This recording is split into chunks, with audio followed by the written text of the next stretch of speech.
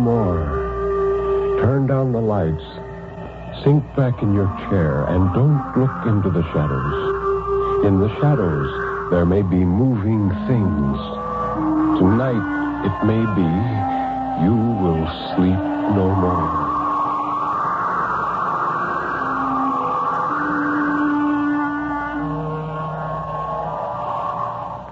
I'm going to get well, Marianne.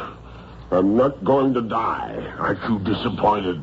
No, it's not true. It's not.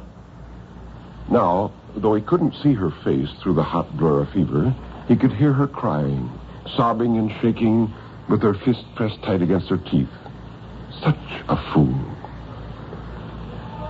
On the 8th morning, Marius woke full of strange, fiery brilliance, as if all his flesh were glass not yet cooled from the furnace. He knew the fever was worse, close to its crisis, and yet it no longer had the quality of darkness and mists. Everything was sharp and clear.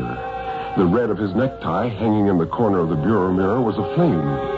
He could hear the minutest stirrings down in the kitchen, the breaking of a matchstick in Marianne's fingers as clear as a pistol shot outside her bedroom window.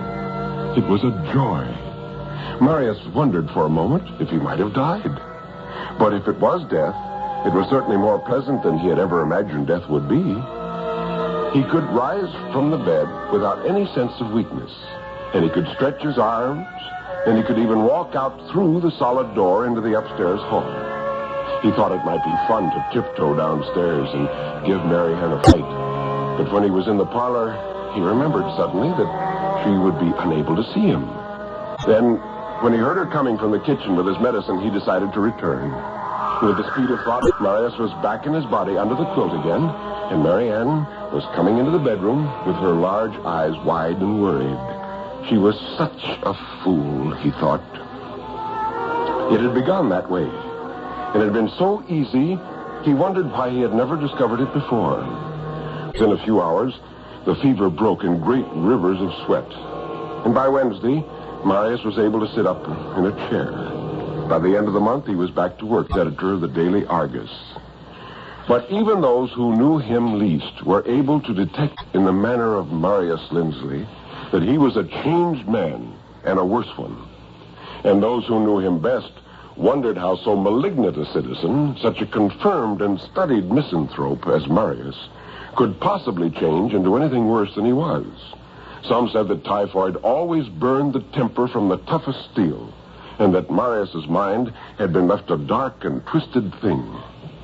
At prayer meeting on Wednesday nights, the wives used to watch Marius's young wife and wonder how she endured her cross. She was such a pretty thing. One afternoon in September, as he dozed in the bulging leather couch of his office, Marius decided to try it again. The secret, he knew, lay somewhere on the brink of sleep.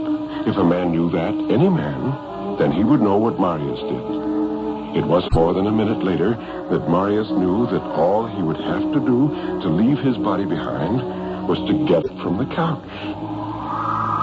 Presently, he was standing there, staring down at his heavy, middle-aged figure sunk deep into the cracked leather of the couch. I'm not dead, he thought, but here's my soul, my blasted, immortal soul, standing looking at its body. It was as simple as shedding a shoe. Marius smiled to himself. He would keep his secret even from Mary Ann, especially from Mary Ann. It would be fun to use as a trick, a practical joke, to set fools like his wife at their wits' edge. If only he could move things.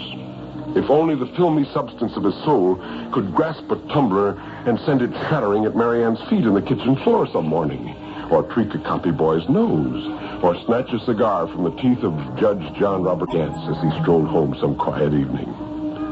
Well, it was, after all, a matter of will, Marius decided. It was his own powerful and indomitable will that had made the trick possible in the first place. He walked to the edge of his desk and grasped at the letter opener on the dirty ancient blotter. His fingers were like wisps of fog that blew through a screen door. He tried again, willing it all his power, grasping again and again at the small brass dagger until at last it moved a fraction of an inch. A little more. On the next try, it lifted 4 inches in the air and hung there for a second on its point before it dropped. Marius spent the rest of the afternoon practicing until at last he could lift the letter opener in his fist and drive it through the blotter so deeply that it bit into the wood of the desk beneath. Marius giggled in spite of himself and hurried around the office, picking things up like a pleased child. He lifted a tumbler off the dusty water cooler and stared laughing at it, hanging there in the middle of nothing. At that moment, he heard a copy boy coming for the proofs of the morning editorials, and Marius flitted quickly back into the cloak of his flesh. Nor was he a moment too soon. Just as he opened his eyes, the door opened, and he heard the drinking glass shatter on the floor.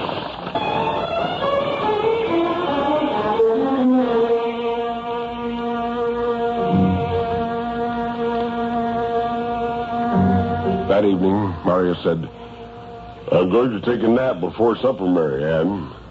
"Very well," said Marianne. He watched her young, unhappy figure disappearing into the gloom of the kitchen, and he smiled to himself again, thinking what a fool she was, his wife. He could scarcely wait to get to the Davenport and stretch out in the cool, dark parlor with his head on the beaded pillow. Now, thought Marius, now. And in a moment, he had risen from his body and hurried out into the hallway, struggling to suppress the laughter that would tell her he was coming. He heard her voice and was puzzled. She was saying, "Oh, you must go. You mustn't ever come here when he's home. I've told that before, Jim. What would you do if he woke up and found you here?" Marius rushed to her side, careful not to touch her, careful not to let either of them know he was there, listening, looking, flaming hatred growing slowly inside of him. The man was young and dark and well-built and clean-looking. He leaned against a half-open screen door, holding Marianne's free hand between his own. His round, dark face bent to hers, and she smiled with a tenderness and passion that Marius had never seen before. And the man said, I know all that, but I can't sit thinking about him beating you up that time. He might do it again, Marianne. He might. He's worse, they say, since he had the fever. Crazy, I think. I've heard him say he's crazy. Look, don't put it off anymore. Run away tonight. We can take a steamboat to Louisville, and you can get a divorce, and you never have to put up with him again. I got 2 tickets for Louisville right here in my pocket on the Nancy B. Turner. Lord, Marianne, don't make me suffer like this, thinking all the time about him coming at you with his cane and beating you, maybe killing you. The woman grew silent, and her face softened, and then she whispered, All right, I'll do it. I'll go. Quick. All right, you meet me at the wharf at 9. Tell him that you're going to a prayer meeting. He'll never suspicion anything. All right. Now go, please.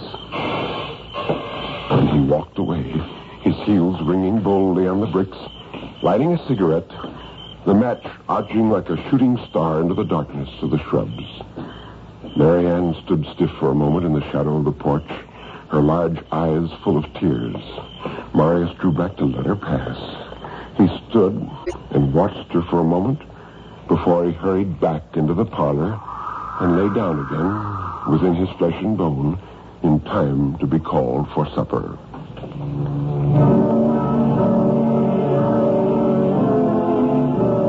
Later, Marius went down to the dock and, searching the passenger list of the Nancy B. Turner, discovered that Marianne and the man had reserved 2 staterooms, number 3 and number 4. Marius asked for stateroom number 5, next to the room that was to be occupied by Jim O'Toole, the man Marianne was running away with. Marius was on the boat early, struggling with his small horsehair trunk, and presently he was in his stateroom. At 9 o'clock, a man and a woman hurried up the gangplank together. The water lapped and gurgled against the wharf, and off over the river, lightning scratched the dark rim of the mountains like the sudden flare of a kitchen match. Marius lay in his bunk. He had stiffened as he heard Marianne's excited murmur suddenly just outside his stateroom door, and the voice of the man answering her, comforting her. Lightning flashed and flickered out again over the Ohio hills and lit the river for one clear moment. Marius saw all of his stateroom etched suddenly in silver from the open porthole. The mirror, the washstand, bowl, and pitcher. The horsehair trunk beside him on the floor. Marius smiled to himself, thinking how easy it would be, wondering why no one had thought of such a thing before. Marius rose and slipped past the sleeping porter, making his way for the white-painted handrail at the head of the stairway. Once Marius laughed aloud to himself as he realized that there was no need to tiptoe with no earthly substance there to make a sound. He crept down the narrow stairway to the gallery. The Negro cook sat around the long wooden table eating their supper. Marius slid his long shadow along the wall toward the row of kitchen knives lying freshly washed and honed on the zinc table by the pump. He chose the longest of them all and the sharpest, a knife that would shear the ham clean from the hog with one quick upward sweep. In an instant, Marius swept the knife from the zinc table and darted into the gloomy companionway. The porter was still asleep, and Marius laughed to himself to imagine the man's horror at seeing the butcher knife, its razor edge flashing bright in the dull light, inching itself along the wall. But it was a joke he couldn't afford. He bent at last and slipped the knife cautiously along the threadbare rug under the little ventilation space beneath the stateroom door. And then, rising, so full of hate that he was half afraid he might shine forth in the darkness, Marius passed through the door and picked the knife quickly again in his hand. He stepped carefully across the worn rug toward the sleeping body on the bunk. He felt so gay and light, he almost laughed aloud. In a moment, it would be over, and there would be one full-throated cry, and Mary Ann would come beating on the locked door, and when she saw her lover, with an impatient gesture, Marius lifted the knife. His arm flashed. It was done.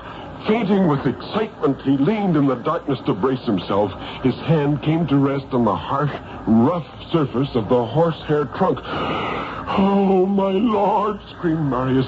"Good Lord, I'm in the wrong room. The wrong room."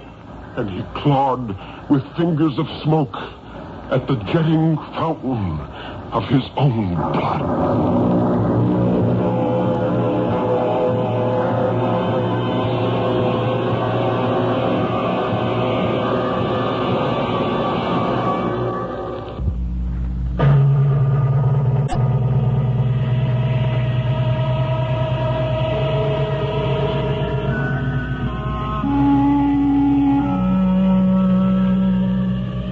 You can turn up the lights now. You can look around you. Nobody is there, really. Everything is all right, isn't it?